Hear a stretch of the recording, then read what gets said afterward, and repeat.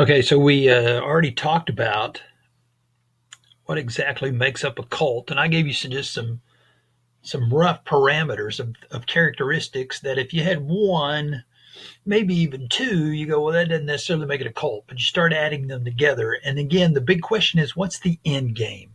Where are they going? What's their emphasis? And what is their main focus, especially with their leader? What do they do with their monies?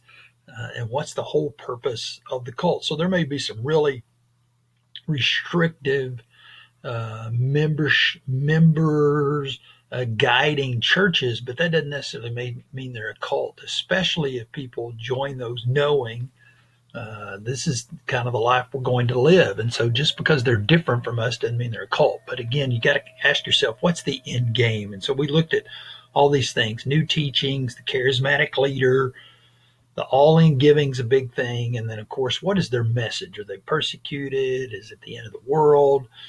And once they start isolating themselves, and I do believe this is what you're going to start seeing with the pandemic, you're going to see a lot of isolationism going on. Groups are going to start moving out and going away and setting up shop because of panic and not wanting to live in society. So very anti-society. We're already seeing some anti-government things going on. People want to get states reopened. We've been very blessed in Arkansas that we've been able to move and go and pick up food in grocery stores and restaurants and even do some shopping just a little bit, necessities and that kind of thing.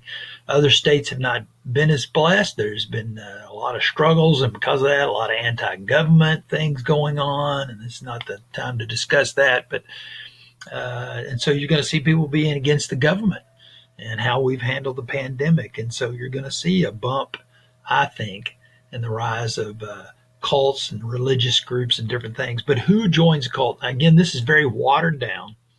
But what are their members like? You start analyzing their members. What exactly are they like? And one of the things, the first one is what I just talked about: disappointed with religion and society. Things have not gone the way they thought. The people they had put their trust and faith in, perhaps, has been disillusional to them, and they thinking, man, this is not what I wanted. Now, the scary part about that is your generation, Generation Z, and the ones before you, millennials, kind of have this uh, just blanket statement about their generations. They've been disappointed because, and it's not their fault. My generation, generations before you all, have not done a good job. They built up this things that are going to happen, and they didn't happen exactly like they thought. And so there's been some disappointment with faith, with government, with society. We're not taking care of the earth. We're not living to our faith. It's more talk than it is action. And of course, Jesus calls us to action and not just empty talk. And so there's been some disappointment. There's not jobs. They go to college. They're going to live the American dream, quote unquote, and it doesn't work out that way. So there is disappointment. And so not everybody that's disappointed joins a cult, mind you, but if they're disappointed enough, and again, that's why I've said before and I'll say again now, you can trust people, but you know that you're going to be disappointed at times. Trust people, but you put your faith in Jesus Christ. There's a difference because Jesus Christ is not going to fail you. And so when people are disappointed in the faith, to me, they put their faith in the wrong places. And so even the greatest of heroes can not purposefully, maybe, but they're going to disappoint you. So you can trust people, and you should. You should have a trusting heart, but people are going to disappoint you. That's why we have to forgive one another. And so you trust people, but have faith in Jesus. Other characteristic of people that join cults is emotionally stressed. They have really maybe had some traumatic things, and this is going to come out of the pandemic too. They're emotionally stressed. Their life is not what they thought. They've got something traumatic. They want to run away from something, get away from a struggling family, get away from relationships. Maybe they felt like they weren't accepted. The friendships didn't develop the way they thought. And again, back to the disappointment of maybe from school or college or again, a failed relationship. And so a lot of times they try to fill up that void, a loss of somebody in their life, perhaps. They're going to fill up that void with something else. And these people are all too ready to say, oh, let me show you what will make you feel better. Let us tell you what true love really is. And so they're going to fill that void, that emptiness in their life with these new beliefs. And like, oh, now I have purpose, which kind of leads us to the next characteristic. And that's a sense of purpose, which is, again, a little bit frightening. And this is another reason why I do believe there's a rise, and statistics tell you there's a rise in these types of societies, these types of cults and movements, is because the millennials and your generation need a sense of purpose. And hopefully that's a positive purpose for Jesus Christ. It's a positive purpose for maybe taking care of the environment and the planet. Sense of purpose for helping others. But cults will definitely give you a sense of purpose. And again, their purpose may be something very bizarre. It may seem very benign at first, but again, what's the end game? So they'll give you a sense of purpose. Now, the ones we're going to study, you're definitely going to see the signs that they're a cult, and you're also going to see the members are like this. I referenced in the video last week that, Tiger King, and everybody was been watching Tiger King, and I only watched a couple episodes, but you could see that especially one of those compounds was definitely a cult, and people were joining there, and they had this huge sense of purpose to take care of these animals, and it really was just a money grabbing scheme kind of thing going on. But they had this sense of purpose that they were doing something for the animal kingdom and taking care of these big cats. And so members, they need that sense of purpose, and the cult gives it to them. All right, how are they going to recruit? Now, again, this is not all encompassing, but how do they recruit? Love bombing. Speaking of sense of purpose and emotionally stressed, love bombing. Constant positive affection. Oh, you're great. You're amazing. Look at the things you can do. You have really been called to this. We needed somebody that could fulfill this purpose, this talent, they're just going to wear you out with how awesome you are. Now, this may not last once you're in the group, but definitely it's just called a love bomb. They constant positive affection.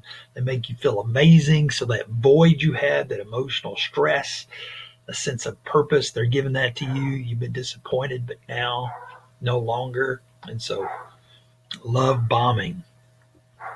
They're going to mix in some Bible and Jesus.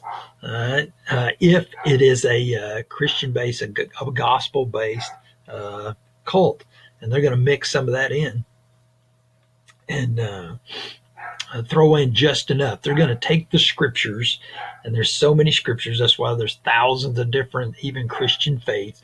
They're going to take just enough of those scriptures and mix them in to make it sound like it is a church. It is good gracious. And sorry, my dog was going crazy there.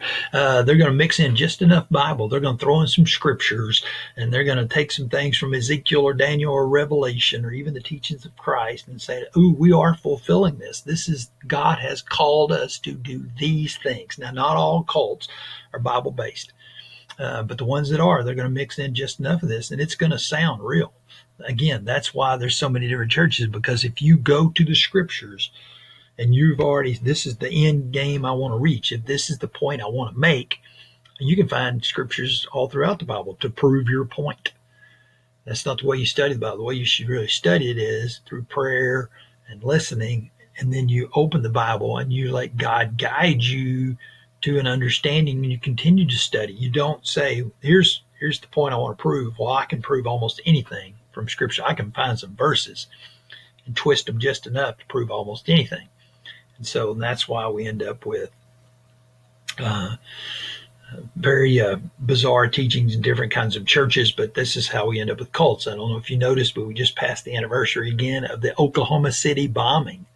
Oklahoma City bombing is sort of it was a paramilitary spinoff. It was sort of reactionary to some other things that went on in Waco and Koresh and Ruby Ridge and Idaho, and we'll get to all this.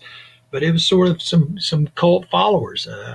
They didn't fit all these parameters, but definitely had been in some cults and anti-government, very religious. It was Bible-based, sense of purpose, disappointed with government, religion, society, and all of it, and end up murdering 168 people in Oklahoma City.